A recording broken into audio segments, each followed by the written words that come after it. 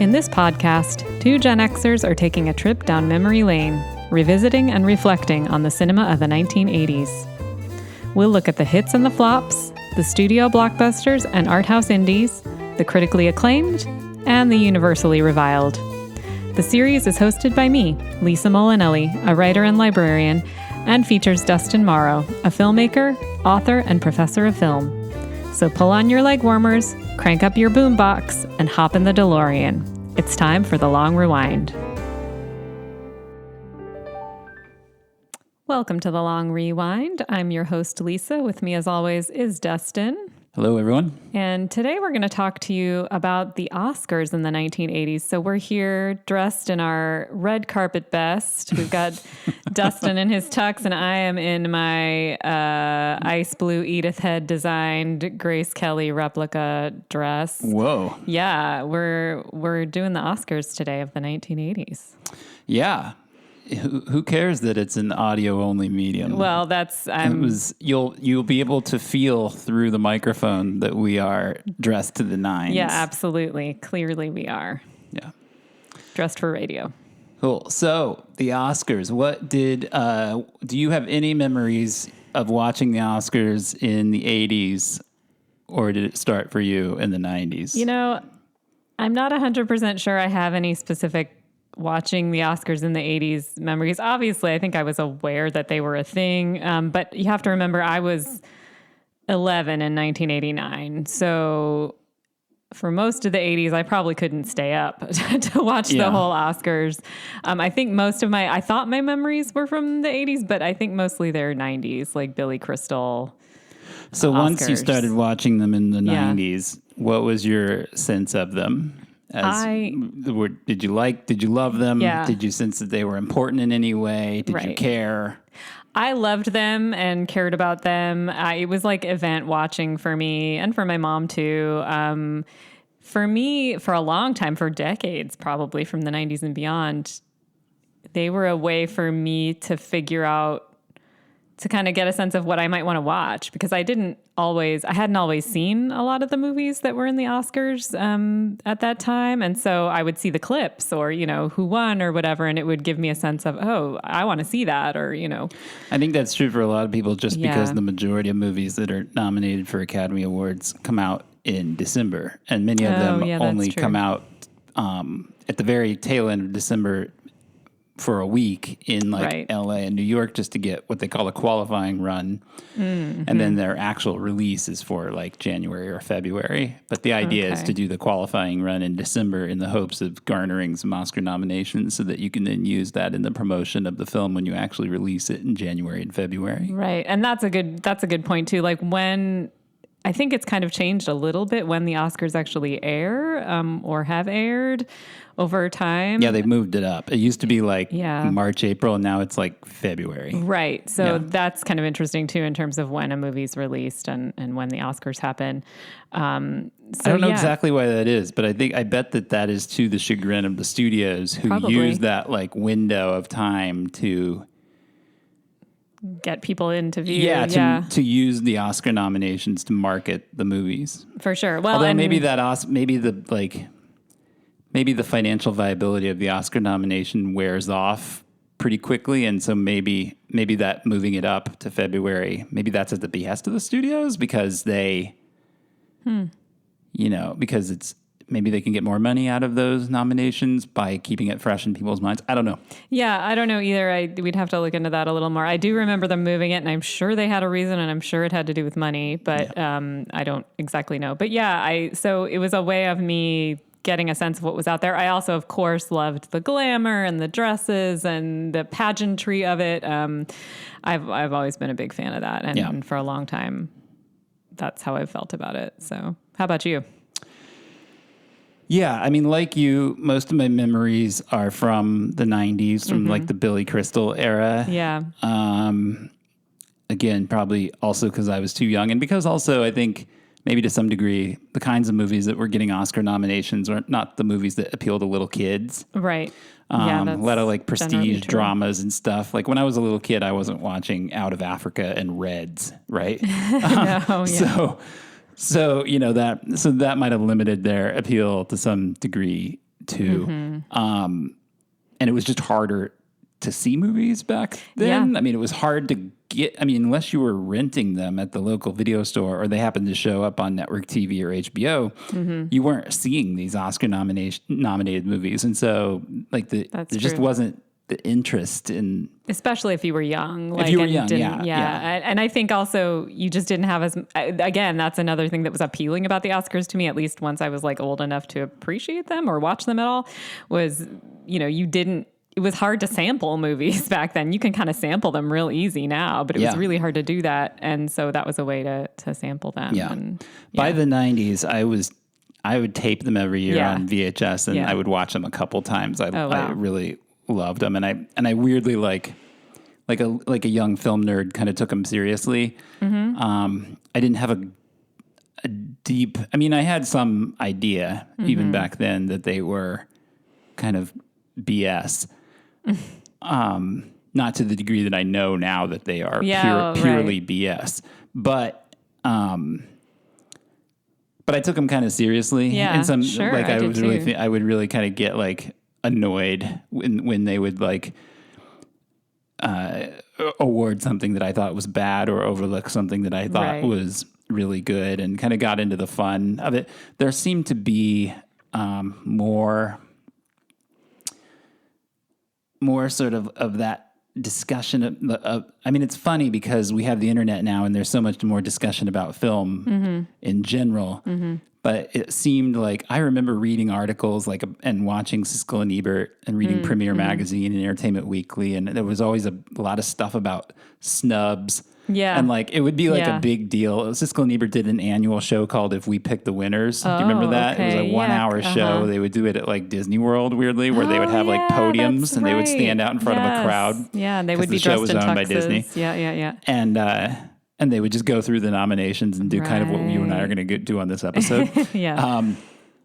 But yeah, I did take it kind of seriously. The thing I will say that you and I still watch the Oscars every year just for fun, but I don't think about it until literally a day or two before they're I always forget to even look up what's nominated. That's how far my interest has kind of fallen in them. And I think it's because the show itself has become such an incredible drag. Well, I was just going to say, I remember it feeling super fun and exciting in at least, the 80s. I don't know that I can speak to as much, but the 90s and 2000s, 100%. Yeah, you might even get together with friends to watch it. It would be a thing. Yeah, I did in college. Yeah, we gotten together in people's dorm rooms and watched them. Yeah. It doesn't feel as much that, at least for the last few years, it doesn't feel as much that way. And I don't know if that's curmudgeonliness on my part, or or maybe it's the thing itself. No, I don't really know. It's written about after every year. It's the ratings get worse every year, and there's always these sort of postmortems by journalists that are saying remember when the Oscars used to be fun? They did. They're just not a lot of fun anymore. Yeah, they don't have big. I don't know if it's their people in Hollywood's aversion to or fear of potentially looking goofy or self-important. Those are two different things. But as we'll discuss in a moment, and when we talk about what's considered the worst moment in Oscar history, which I'll also argue is one of the best moments in Oscar history. Memorable, certainly. People were they did big, goofy production numbers. You would see Nell Carter doing Aladdin, or the guy from the 7-Up commercials and Annie doing the Little Mermaid songs. There would just be these there would be a few moments in every Oscars where you'd be what the hell did I just see? So real Hollywood craziness. Blank square stuff, as you and I call it. Yeah. So maybe the Oscars... And that would never happen. That's not true. It does still happen, but it doesn't happen in a way that's fun. Right. Anymore. Yeah. I was just going to say maybe the Oscars has begun to take itself too seriously. Yeah. Maybe if it does happen, it's some weird... It's some celebrity, it's Will Smith smacking Chris Rock. It's some kind of bad behavior or something. It's nothing that comes out of the production of the show itself. Mm-hmm. Well, that's not to say, I mean, I think Jimmy Kimmel's done a good job hosting when he's hosted recently. Yeah, he's funny. And, but, there's just something about the ones. There's been a lot written about comparing the Golden Globes, which I don't remember watching ever when I was young. I'm not sure it was even televised. Yeah, it might not have been aired for a long time. And the Oscars with this idea that like the Globes are like the fun award show because people are drinking. Right. And more loose. Ricky Gervais is up there making fun of people, and it's like, what's he going to say? And is he going to say it right in front of their faces and that kind of thing? And the Oscars, during that period that the Globes, especially when Gervais was doing it, 2000s, 2010s. Yeah, there was like this. That seemed to be like when the Oscars really kind of nosedived as this sort of like stodgy, staid grandpa's awards show, and it just got less fun, less kind of glamorous. Yeah, and it also like it seems like the only people that are really taking it seriously anymore are the people that really want to win the awards. Yeah. Well, so anyway, I don't know how many. I know there's still financial viability to winning Oscars, but I'd be interested to see whether that has waned over time, because it does seem like the way movies are released and the speed with which they come and go. How a movie has to make, something, I don't know what the exact figure is, but a movie has to make something like 60 or 70% of its box office in the first week. Otherwise it's toast. Right. Yeah. And so, I think winning Oscars maybe buys you a little extra time on that window, but gives you a refresh. Yeah. But I don't think it's anything like it was in the 80s, where like a movie would win a bunch of Oscars and it would really be a sensation because of that. Mm-hmm. Yeah. Yeah, that's interesting. Well, so maybe we should talk a little bit about what the Oscars are and what they aren't. You mentioned them being kind of BS. So what do you mean by that? Well, I mean, the thing I was saying earlier about how as a kid, I would sort of think this is like a real genuine measure of what the best stuff coming out in the year. And it really was not. Yeah. They're a mix of all kinds of weird stuff, right? They're a mix of money, like the popularity of the film itself, how successful it was for the industry. And, the industry looks kindly on success because it keeps the industry alive. And so they want to award stuff that is successful. Yep. Politics is a huge part of it. Like virtue signaling has always been a big part of the Oscars, right? Like Dances with Wolves winning over Goodfellas. There's like a whole history of weird wins that are based around people wanting acknowledging to look good something or look a that is, way. and and that's like, I'm not going to name the movies, but like that's worse. That's like worse than ever now, as you might all imagine in the wake of woke, and there was a lot of money being spent on winning these awards, and especially after a certain point in the 90s when Harvey Weinstein famously bought the Shakespeare in Love win over Saving Private Ryan. That was the first time that people were like, we really need to like take a look at this. Like what's happening here? Because it seems like what are we doing if we're just selling Oscars? Right. And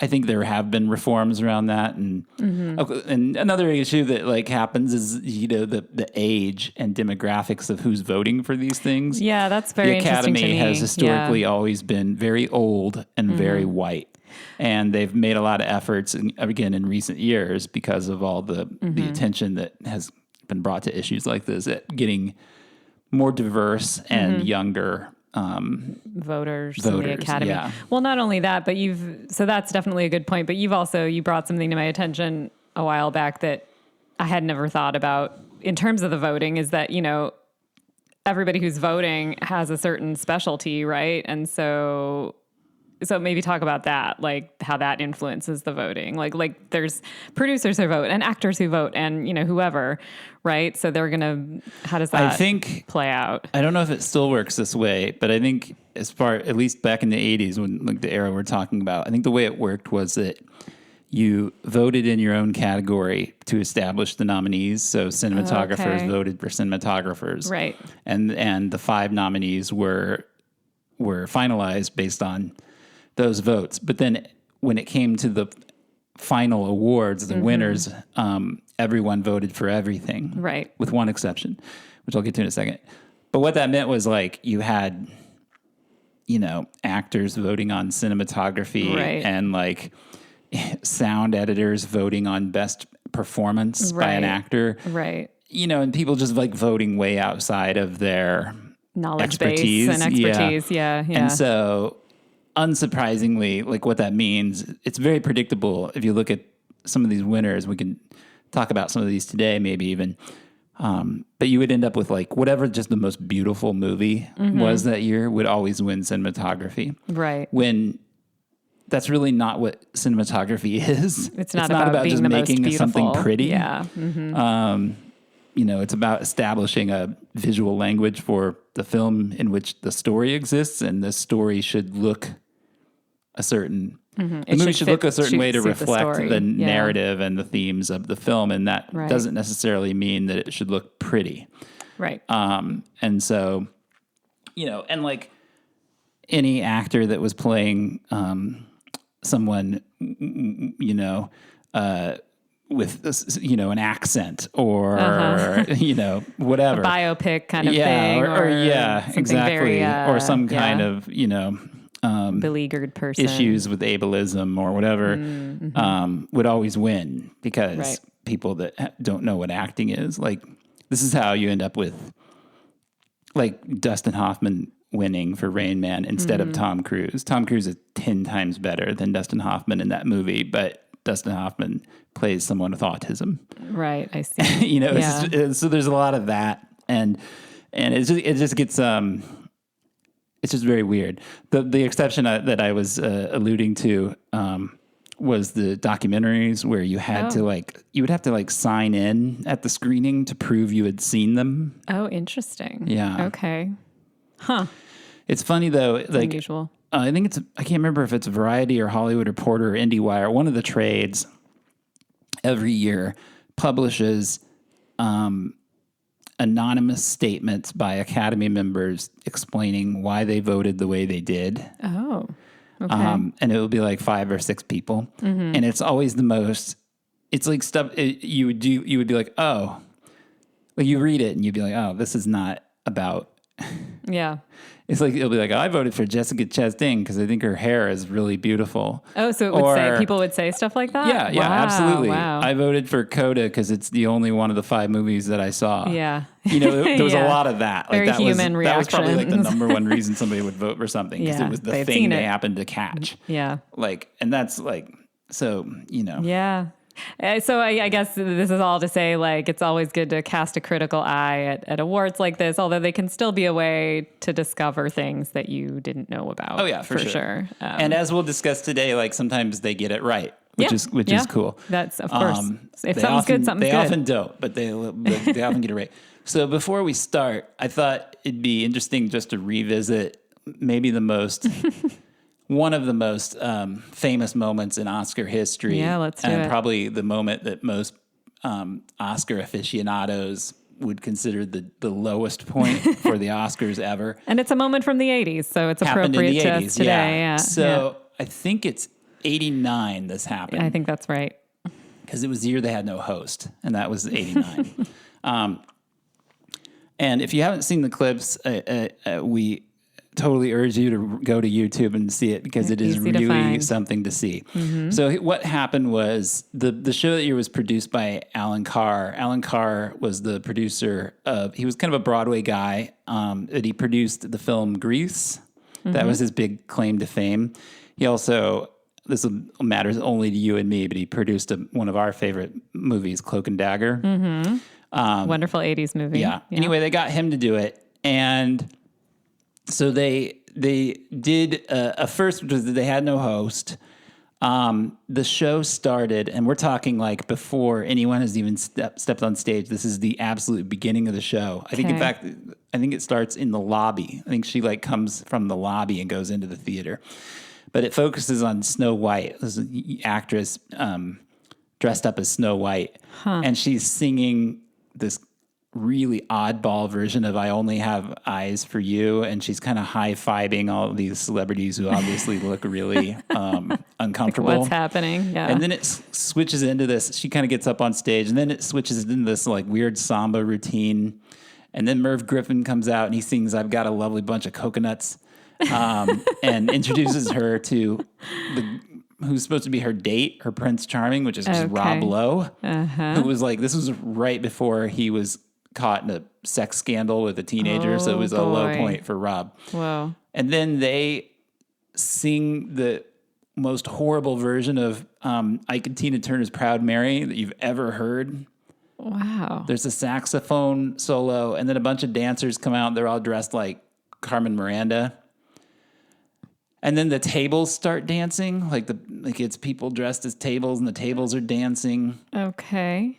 And then they switch into Hooray for Hollywood, and then she has this little replica of Grauman's Chinese Theater. Who does? Snow White does? Okay. That she puts on her head. Yeah. Wow. And it's all about it's like 10 or 12 minutes long, and it's just one like giant question mark after another, and it's all bad. Like Rob Lowe can't sing. Yeah, wow. The actress playing Snow White is not that great either, and she looks really uncomfortable. Yeah. So there was a lot of blowback because of this. Disney brought a copyright infringement suit against the Academy because they used Snow White's image without permission. Oh, wow. That seems 17 of the most famous actors in Hollywood, including like Paul Newman and Gregory Peck, very well-regarded wrote a group people. letter calling and I quote, the ceremony, quote, an embarrassment to both the Academy and the entire motion picture industry. Whoa. And it is neither fitting nor acceptable the best work in motion pictures be acknowledged in such a demeaning fashion. And this kind of destroyed Alan Carr's career. He never really worked again as a producer, and Lowe, because the sex scandal came right after this, like his career kind of disappeared until The West Wing, like 10, 15 years later. Yeah.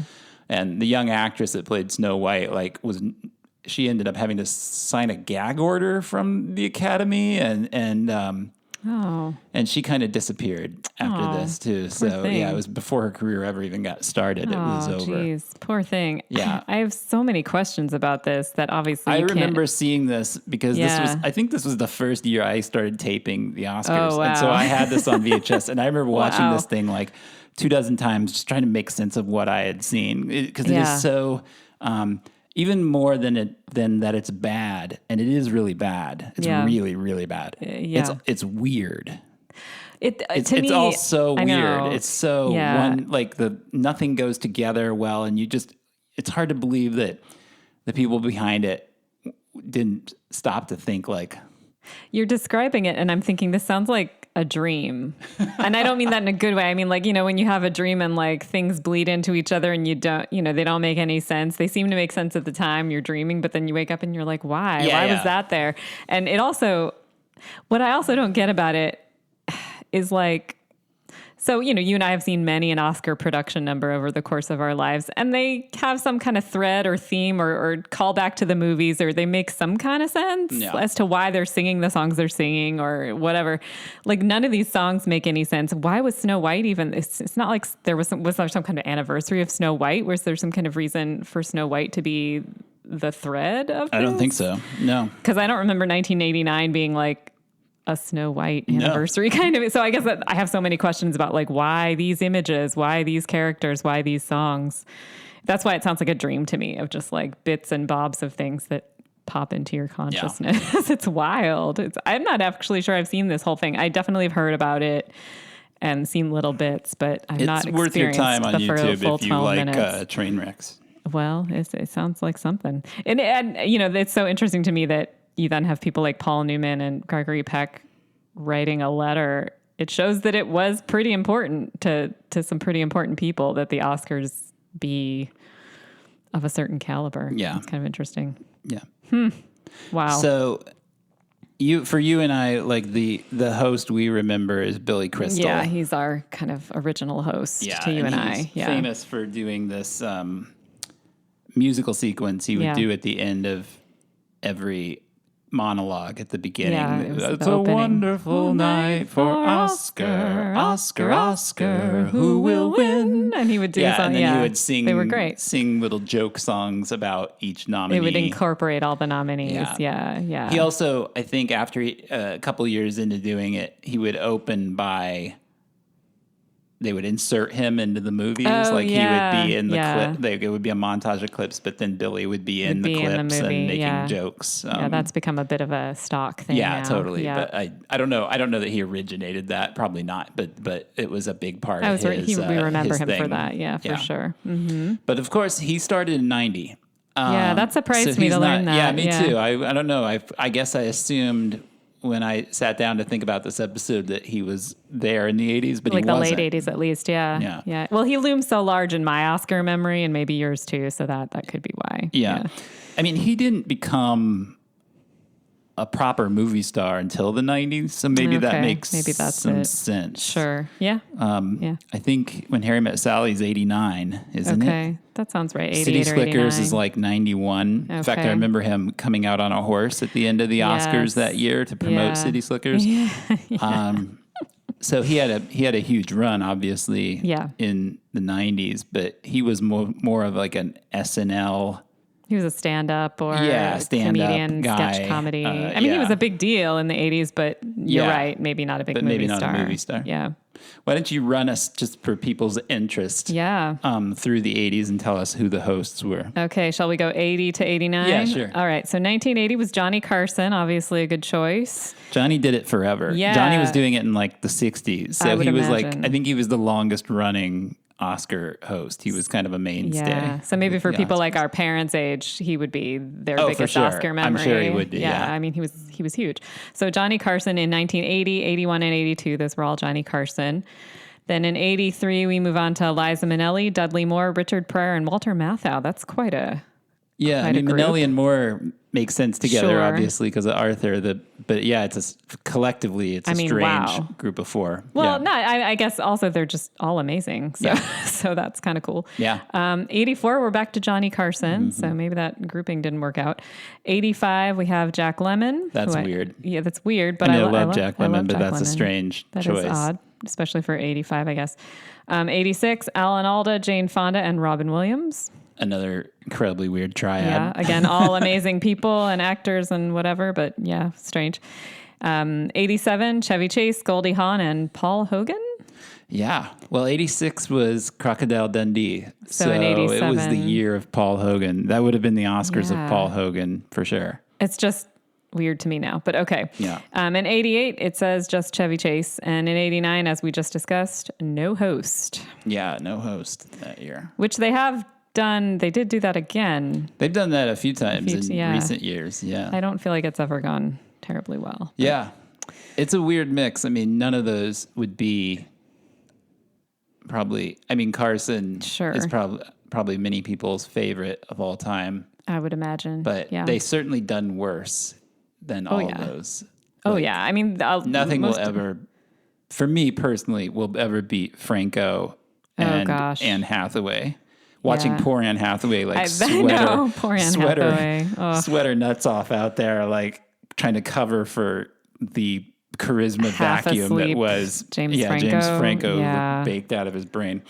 I felt so bad for her. Yeah, that was a weird year. I think that actually is the first Oscars you and I watched together. Is that right? Yeah. It was kind of funny. It was weird. All right, so how we thought we would do this is that Lisa will take us through the nominations and the winner for the 5 major categories, plus the song, just because it's fun to talk about the songs. Yeah, why not? And we will relitigate and re-adjudicate and see if we can correct the mistakes that the Academy made when we think that there were mistakes that were made. Okay. So, yeah. We'll see how long this takes us. Maybe we'll zoom through them, and maybe we'll have to split this into another episode. We'll see. So actually, the first one I have here is 1981. I don't. Well, that's because the 81 Oscars is for 1980. 1980. Okay. Right. Okay. Yeah. That makes sense. Okay. So the last one we'll do is 90 because that would be the Oscars that covers 89. Okay. Yeah. We're being very scientific here. Okay. Yeah. So do you want the winner first and then the nominees? Yeah, sure. Okay. So for 1981, actor in a leading role, the winner was Robert De Niro for Raging Bull, which seems probably like... Yeah, it doesn't matter who you read. Like, that's one of the best performances in film history, and they got that one right. That seems spot on. If you want to hear the nominees anyway, we still have some... Yeah, why not? We have some titans in here. Yeah, so sure. We've got Robert Duvall for The Great Santini, John Hurt for The Elephant Man, Jack Lemmon for Tribute, and Peter O'Toole for The Stuntman. So some pretty amazing actors, but they got it right. Yeah, I mean... Yeah, I don't even think we can move on. Actor in a supporting role in 1981. The winner was Timothy Hutton for Ordinary People. The nominees were Judd Hirsch for Ordinary People, Michael O'Keefe for The Great Santini, Joe Pesci for Raging Bull, and Jason Robards for Melvin and Howard. You may be able to speak to this a lot better than I because honestly... I mean, I've heard Ordinary People is really great and obviously Raging Bull, but I actually don't really know. Yeah, I mean, this will be true of a lot of these just because I've seen so many more movies than you have. Yes. Yeah, I mean, Hutton's very good in Ordinary People. It's overrated in general. I'll talk more about that in a second. Okay. I would go Pesci in Raging Bull, but, Hutton was fine. Mm-hmm. Yeah. Most of these people, I've heard their names and I know they're good actors. Yeah. I just don't know the movies that well. What about Best Actress? Best Actress in a Leading Role. The winner was Sissy Spacek for Coal Miner's Daughter. The nominees were Ellen Burstyn for Resurrection, Goldie Hawn for Private Benjamin, Mary Tyler Moore for Ordinary People, and Jenna Rollins for Gloria. What do you think about that? Yeah, I mean, I think they got it right. Mm-hmm. Sissy Spacek plays Loretta Lynn in Coal Miner's Daughter, which is a lovely movie. I'd like to see Tommy that. Lee Jones plays her husband, her supportive husband. I'd like to see it. Yeah, it's a very good film. Mm-hmm. Some more Titans. I mean, total Titans. I mean, I would say, Ordinary People, again, which I'll talk about in another second, you'll see why, is... I think an overrated movie generally. But if I were to give an award for it, like Mary Tyler Moore would be the one that stands out in that movie to me. She plays... Have you seen that movie? I haven't. I feel like I should, but I haven't seen it. I think Redford's first movie as a director. Is that right? Okay. And it's about there's a suicide of a young man, and it's about how the family copes with it. Gosh. They're this kind of waspy, suburban, wealthy family, and Timothy Hutton is the brother who kind of blames himself. Got it. Judd Hirsch is his shrink. Okay. So a lot of the movie is their therapy sessions, and then the parents are Donald Sutherland, who is kind of... I love Donald Sutherland. A little more mature and able to handle it in a more nurturing way. And then Mary Tyler Moore, whose response to the death is to really just turn ice cold and freeze out her family. And she becomes very nasty toward her surviving son, the Timothy Hutton character. Wow. Yeah. And it's so unlike any other version of Mary Tyler Moore you've ever seen. It's very, and she's very good in it.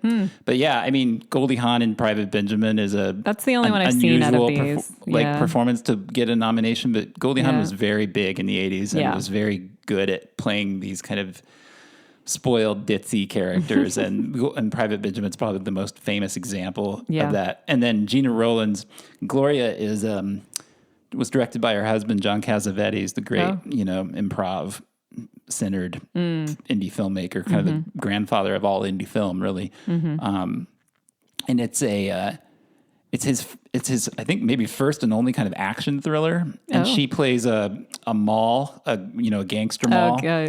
And, you've talked about that. This family is massacred by the mob, and this little boy survives. He gets away, and she ends up kind of in custody of him, and they want to kill him as he's a witness. Yeah. And she goes on the run with him.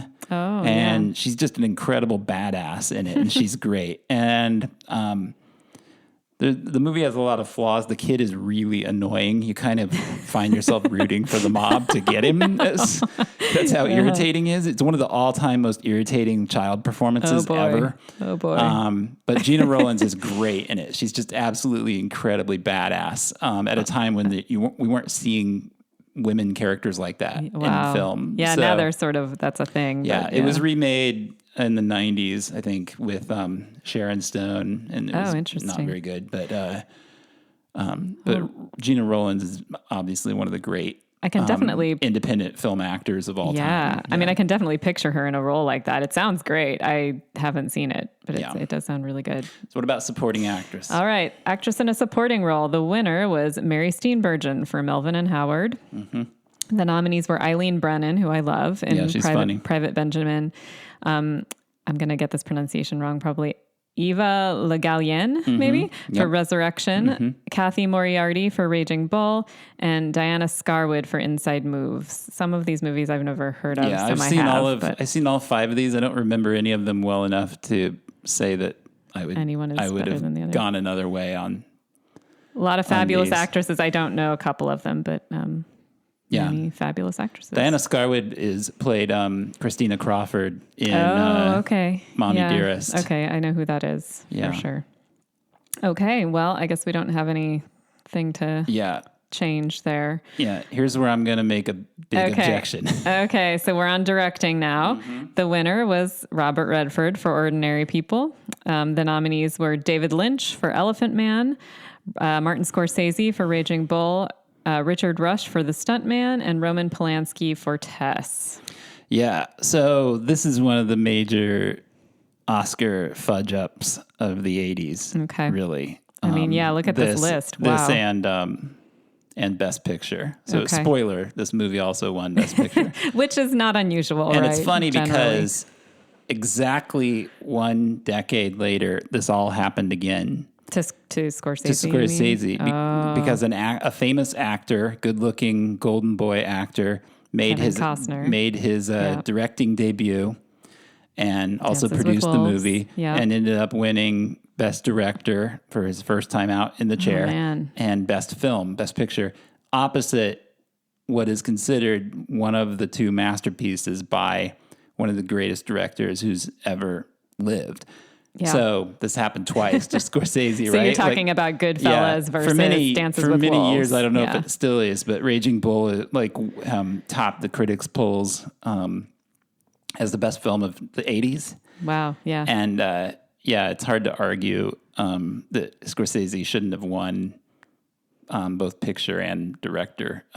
In both cases, it sounds like maybe. Over Ordinary People, which is not a bad movie, but it's a very today you would look at it and be like, oh, this is like the grandfather of the made for Lifetime. Oh, wow. Yeah. TV movie. Yeah. So very melodramatic. Very soap opera, melodramatic, waspy, white, privileged, As opposed to Raging Bull. Yeah. I mean, that's something I'm starting to, we're back to the Oscars pointing me towards some movies I ought to see, like Raging Bull and Coal Miner's Daughter. And maybe I can skip Ordinary People. It doesn't sound like something I might enjoy. You would like it just because it's so punishingly sad. It sounds really punishingly sad, yeah. As I said, it's not a bad movie, and I don't want to turn off anybody who heard that description and thought that they might want to see it, because it's a fine movie. Great actors in it. And Redford is a good director. He went on to direct many good movies and really proved himself. He wasn't just a actor out vanity crediting some work. Yeah. But it's just not. It's not Raging Bull. I mean, yeah. Even I know that, and I haven't seen it. Yeah. Shall we do music? Yeah, let's do the song. Okay, this one I do have somewhat of an opinion on. Yeah. Oh, well, this is tough. Okay, so music in 1980 for original song. The winner was Fame. You can just give us the song title, I think. I don't think we need to hear the Fame was writers the name of the song. Yeah, The winner was Fame. The nominees were 9 to 5 by the great Dolly Parton. Honeysuckle Rose from, I guess, a movie called Honeysuckle Rose. Uh-huh. I hadn't heard of that one. Yeah. Willie Nelson. Yep, by Willie Nelson. Yeah. I guess the song is... The song is On the Road Again. Right. No. Oh, I see. Okay. I'm sorry. I'm getting this confused. So 9 to 5 was the song that was nominated. On the Road Again was the song that was nominated. Sorry, it's written weird in our notes here. Yes. Sorry. Yeah. Yes. In Honeysuckle Rose, which I didn't know. A song called Out Here on My Own from Fane. Yep. And People Alone in a movie called The Competition. Yeah, I don't know that one. Most of these I actually do know. And I originally thought, I'll be totally on board with the song Fame because, I'm a big Fame fan. But 9 to 5 and On the Road Again are some pretty iconic songs. So I don't know. What do you think? I don't think of On the Road Again as a movie song. No, even I don't either. I was surprised to hear it was from a movie. But 9 to 5 and Fame are both like quintessential 80s movie songs. And so for me, it comes down to those two. Yeah, definitely. I would say that 9 to 5 is the better song. That's probably true. I do love Fame, though. I can't argue against Fame. It's a great song. Yeah, it's tough. Then we're on to Best Picture. So the winner, as you said, was Ordinary People. The nominees were Coal Miner's Daughter, The Elephant Man, Raging Bull, and Tess. So this isn't the case necessarily anymore, I think, but this is not unusual for all the directors to mirror the Best Picture nominees, right? In terms of the movies and directors both being nominated. That's usually the way it shakes out. Yeah, not always. Or it's usually really close. Yeah. Sometimes there'll be one, maybe two directors and the films won't be nominated. What's really unusual is when the director wins and the film's not nominated, or the film wins and the director's not nominated. That happens later in the 80s with Driving Miss Daisy. Okay. Which it's sort of and the argument you can make is how can this be the best movie of the year, but also and the director not have a nominated director, not have done one of the best 5 jobs of the year? Even if they don't win, you'd think, right? So So you maybe want to talk about further this. Points to the Oscars just kind of being nonsense Weird. on a certain level. Yeah, even though it's fun to talk about. So I guess you've already discussed this. Then you think let's it go should to be 82. Raging Bull. Okay.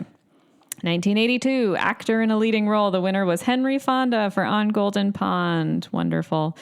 The nominees were Warren Beatty for Reds, Burt Lancaster for Atlantic City, Dudley Moore for Arthur, and Paul Newman for Absence of Malice. Again, a very Titan-heavy ballot here. Yeah.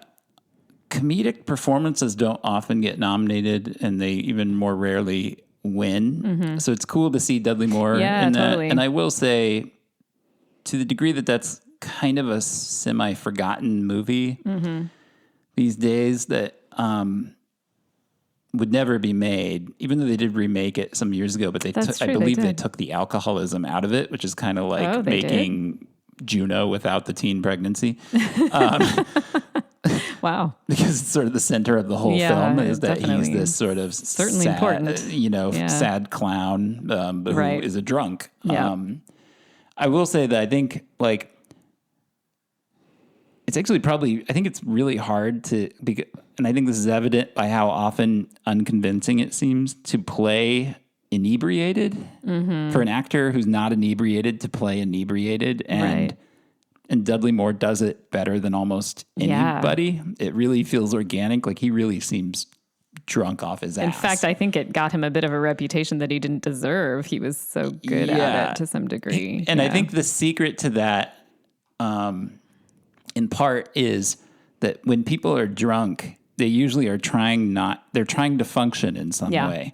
And it seems like a lot of actors will play drunk as just falling all over the place. And the way Dudley Moore plays it, it's you can see him working to not seem drunk, right? Which is the way I think a lot of people that are drunk and maybe trying to hide it act. Oh yeah, you're trying to be on top of it. Yeah, and so and a lot of the comedy from the movie comes from that. I mean, it's something that I'm sure if you made this today and included the alcoholism, people would be up in arms and they'd be like, "This is not funny," but right. So it's a movie of its era, but I think he's great in it, and I love the movie. And it's cool to see him nominated. I don't know that I would put him over Henry Fonda, who I think deservingly won. Yep. But it's just an interesting nomination to see. For sure. Okay, so next we've got actor in a supporting role, and the winner was Sir John Gielgud, I believe, for Arthur. Yeah. The nominees This is another one of those where I'd be like, you could stop right there because they got it right. He's amazing. I mean, although there are some really big deals in here. We've got James Coco for Only When I Laugh, Ian Holm for Chariots of Fire, Jack Nicholson for Reds, and Howard E. Rollins Jr. for Ragtime. So, yeah, Gielgud. I think a lot of people, the people that do remember that movie, he plays Arthur's butler, Dudley Moore's butler. And he's he's like a father figure, but he's very stern and he takes no shit. And he's always tough like love smacking kind of Arthur on top of the head with his derby. And he's very, very funny, very dry. And it's a very, very funny performance by an actor who was not exactly famous for comedy. But I think what I love about it is there's just a lot of heart. It's a very moving performance at the same time. Very like you can really, he's such a good actor that with very little dialogue and very little screen time, you can see how much he cares for this guy that he calls an idiot through the whole movie. Yep. No, that's sort of the heart of that performance to me. I think it's highly deserved. Although now I'm having that thought of like, I think he deserves it for this performance because it's a wonderful performance. But had he won an Oscar before? Are we in the situation of like, oh, we need to give Sir John Gielgud an Oscar? I think that was his only one. So I guess I'm just wondering, is this also like, oh, we need to give Sir John Gielgud an Oscar? Or, I mean, in this case, it is a great performance, so maybe that's all it is. But yeah, I mean, that happens, and I'm always kind of like, that's another one of those things, you and I were talking about, how do the Oscars really work? Well, oftentimes they do give somebody an award because it seems like they've been around forever and they've kind of quote unquote earned it. They need it. Yeah, they earned it, right. But it's another one of those things where I'm kind of like, whenever that happens, I'm like, what are we doing here? Right. Like, is this about really looking at the quality of the work or not? Like, right. Yeah. I mean, I think in John this case, Wayne, give him the honorary whatever lifetime achievement, but like when he won the Best Actor award, it was kind of like, really, what are you talking about? And like Al Pacino won for Scent of a Woman, which is arguably the worst performance of his whole career. He's terrible in that movie. It's a hammy, stupid performance, and this guy is definitely one of the best actors we've ever had in movies, and that's the one you're going to give it to him for. And I think it was because by that point he had done like 8 Oscar-worthy and they roles, felt and they're like, oh crap, we've got to give him one. So here we go. And so I guess I'm just, in this case, I think it is actually a worthy performance. It's not that. It just made me think of that. I'm just saying, I'll always argue against that kind of. Yeah, no, I think that's fair. I mean, it would be nicer to see it more based on merit for sure. Actress in a leading role, we have winner Katharine Hepburn for On Golden Pond. So, that's hard to argue. Yep. But there are some big titans in here, too. We've got Diane Keaton for Reds, Marsha Mason for Only When I Laugh, Susan Sarandon for Atlantic City, and Meryl Streep for The French Lieutenant's Woman. Any thoughts here? Not really. I don't remember most of these movies. I'll just say that I always thought Marsha Mason was undervalued. She's wonderful. By Hollywood, and she, did most of her work with her husband Neil Simon, and she was great. She was like a muse for him, and they made unbelievable stuff together. Oh gosh, yeah. But I always thought, like, every time I see her in one of those old Neil Simon movies, I'm like, good God, she's good. Like, she's really good, and she should have been as big as any of the other names you just read. Yeah, but she didn't. She never quite became that. I think that's kind of a drag. Too bad, because you're right. You're 100% right. Yeah. It is, though, I think, difficult to argue against Katharine Hepburn for On Golden Pond. Oh, I wouldn't. So she's great in it. Yeah, she's amazing. Yeah. Actress in a supporting role, winner was Maureen Stapleton for Reds. Nominees were Melinda Dillon for Absence of Malice, Jane Fonda for On Golden Pond, Joan Hackett for Only When I Laugh, and Elizabeth McGovern for Ragtime. God, Elizabeth McGovern must have been a teenager. So young, yeah. She must have been really young. Yeah, look at that. Or she's older than I think she is. I don't know.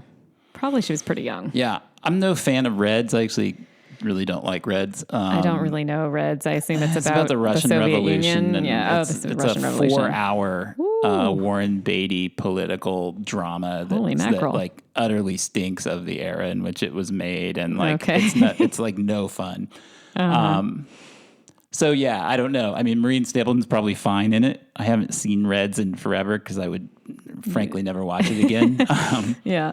I think Jane Fonda was great in On Golden Pond. Yeah, she was There's great. a scene she has in with Henry Fonda. Yeah. There's a couple of scenes, but the one where she dives in the water at the end and kind of meets him at the boat and tells him that she married Dabney Coleman. Yeah. And you can really see her channeling that actual relationship that she had with her father, and just the courage to do that and to do work that good as an actor while you're processing that kind of personal baggage is kind of amazing to me. Yeah, she's so one. It's the only performance I know here, but I think it's pretty top notch. So what about director? Directing, you may be unhappy to hear that Warren Beatty wins for Reds. Well, we were talking about, this is another one of those things where everybody votes, right? And the biggest voting contingent of the Academy by far is the actor's block. Right. And so whenever an actor was nominated for director, they almost always won. Yeah. So do you think that's what happened to Scorsese in both cases? Undoubtedly. Perhaps? Yeah. For sure. Yeah. So he was the winner. The nominees were Louis Malle for Atlantic City, Hugh Hudson for Chariots of Fire, Mark Rydell for On Golden Pond, and Steven Spielberg for Raiders of the Lost Ark. Yeah, I would say all 4 of those are better than Reds. Yeah. I mean, some of these are really amazing movies. I mean, especially Raiders of the Lost Ark is perhaps the greatest adventure movie ever made. Right. Well, and On Golden Pond's an amazing movie. Chariots of Fire. It's great. Like, we're talking about some really good movies here. But I mean, come on, it's got to be Raiders, doesn't it? So do you think it should? Yeah. I mean, in terms of directing, out of that list, probably. I love On Golden Pond, as you know. I know a lot of people find it too sentimental. I think it's actually really wonderful. I like Chariots of Fire a lot too, more than most people probably. I don't know. But I don't know how it can't be Raiders off of that list. Well, I think you make a good point just in terms of technicality, among other things, right? I mean, he's directing all these action sequences that turn out to be some of the best, as you say, of all movie history. So, yeah, you're probably right. Raiders of the Lost Ark. All right, song. Music. The winner was Arthur's Theme. That's the best that you can do, the Moon in New York City song that many of us know and love. Nominees were Endless Love from Endless Love by Lionel Richie. The First Time It Happens, but from the Great Muppet Caper. For Your Eyes Only, from the Bond movie. And One More Hour from Ragtime. Have you ever seen the clip of this being presented? No, it's Bette Midler. So Bette Midler comes out at the height of her Bette Midlerness. Yeah, Bette Midlerness. Yeah, so she's wearing a Carmen Miranda headpiece and a big gold dress. She's the divine Miss Comes M. out really sassy, right. And I still remember this. She's the nominees are Arthur's Theme and then she lists all the people that wrote it, and she's otherwise known as 5 on a song. She goes, Endless Love from the Endless movie, Endless Love. She was emming it up. She goes, and then she's For Your Eyes Only, and they weren't kidding. I couldn't watch a frame. It was just her ripping on every nomination. Yeah, that's really funny. Great. This is a tough one for me because there's a Muppet movie in there. There's a Muppet movie in here, but also I love Arthur's Theme. So I don't know. That's hard. Yeah. Do you have any thoughts on the song? I think they got it right. I would vote Arthur's Theme, but I love, as you know, The Great Muppet Caper is my favorite Muppet movie. That actually wouldn't be the song I would pick from it, although I think that's a lovely song. Sure. But yeah. I think you also have some affection for Endless Love, if I'm not mistaken. Less for the song than the movie. I mean, they're both terrible. Right. And so that's part of it's a terrible song and it's a terrible movie. And I love the movie because it is batshit crazy. Yeah. It probably doesn't deserve the song win though. Okay. So for Best Picture, the winner was actually Chariots of Fire. Yeah. This was I remember this, or read that this, I don't remember it because I was too little at the time, but I read that this was a giant I would have thought so. Like everybody thought it was going to be on Golden Pond. It was like by far the odds-on favorite. Nothing else was even close. And and this little movie from Britain ended up taking it. In fact, this was probably like, looking at this list, Reds, Atlantic City, and Raiders. It was probably, I would guess, probably the last movie that anybody thought would win. And so it was a real upset to see it win. Yeah. As you said, it was also Atlantic City, On Golden Pond, Raiders of the Lost Ark, and Reds. So how do you feel about this? Like, where would you... I would put it third. Chariots of Fire? Yeah, I would say Raiders is probably the best movie. And I would put On Golden Pond in second place and Chariots of Fire in third. It's about what you said for directors, I think, essentially. Yeah. I like Chariots of Fire. I taught a class at my university on sports and film, and I used that movie when we discussed. We sort of did every week was like a different theme. Mm-hmm. So like one week we were looking at like racism, and one week we were looking at politics, and you know, and so we did a week on religion in sports cinema, and we used, I used Chariots of Fire to address that. I really need to see this movie. You've never seen it? I think you would like it. I think I would like it a lot. It's a period piece. It's a lot of British people in period costumes being stuffy and repressed. But it also sounds like it's got some really lovely themes and good stuff in it. I'm a little surprised that song isn't. I mean, it's not, doesn't have lyrics, but you know, the Chariots of Fire song is pretty. It might have won score. Oh, okay. We don't have that on our list. Right. I don't know that they considered that a song. I think it was probably considered the score by Vangelis. Yeah. Most of us from the 80s remember that song. Yeah. There's that, I will say, so that theme is really famous. That dun, dun, dun, dun, dun, dun, dun, dun, dun. But there's another theme on that soundtrack that is one of the most beautiful pieces of music I've ever heard. It's called Abraham's Theme. Okay. Oh my God. Just go to, after you're done listening to this, go to YouTube and bring it up. Chariots of Fire, Abraham's Theme. It's by the Greek musician Vangelis. It's a synth piece, just like everything else in that movie. It's so beautiful and haunting and interesting. You guys, I think we should wrap there. We're approaching an hour, so we'll break this up and we'll tackle the rest of the 80s Oscars in the next episode. All right. It's a wonderful night for Oscar, Oscar, Oscar. Who will win? You'll find out next time from 1983 on The Long Rewind. That's right. Thanks for listening. Thank you. You've been listening to The Long Rewind. The program is produced by Dustin Morrow and hosted by me, Lisa Molinelli. If you enjoy the show, please consider hitting the subscribe button, leave us a good review on your podcast app, and tell your friends about the program. We'll see you next time. Thanks for listening.